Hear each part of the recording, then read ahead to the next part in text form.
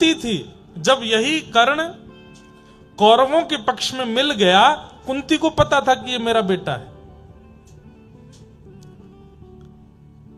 विवाह हुआ पांडु महाराज से, जिनको ऐसा रोग लगा था और शाप भी लगा था कि अपनी पत्नी को सहवास की भावना से स्पर्श करोगे तो तुम्हारी मृत्यु हो जाएगी।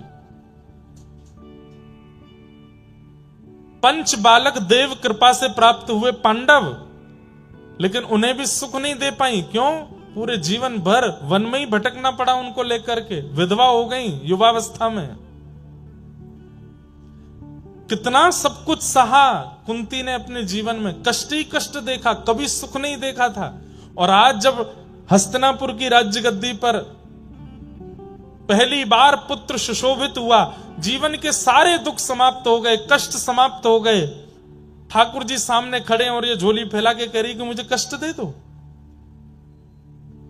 बुआ, तेरे जीवन में कल से सुख आना शुरू हुआ और 12 घंटे भी नहीं हुए हैं और आज तू मेरे से कह रही है कि तू मुझे दुख दे दो। क्यों? कुंती कहती है, आप ये बात मानते हैं कि कल तक मेरे जीवन में कष्ट था? बोले हाँ। और आप ये भी मानते हैं कि 12 घंटे पहले मेरे जीवन में सुख आ गया? बोले हाँ। अब मेरे जीवन में सुख रहने वाला है? बोले हाँ।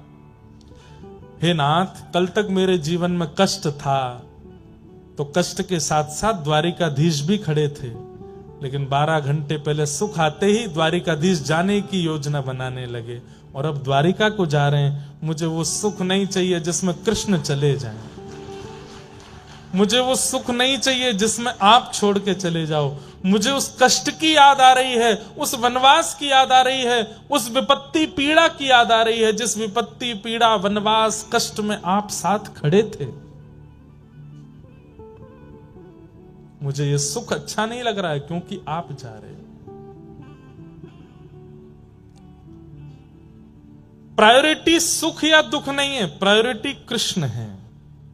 वो सुख में स्मरण ज्यादा हो रहे हैं कि दुख में, ये आपके ऊपर निर्भर करता है। स्वाभाविक रूप से हम मानवों का स्वभाव ऐसा है कि हम सुख में व्यसनों की तरफ भागते हैं और दुख में मंदिर भागते हैं।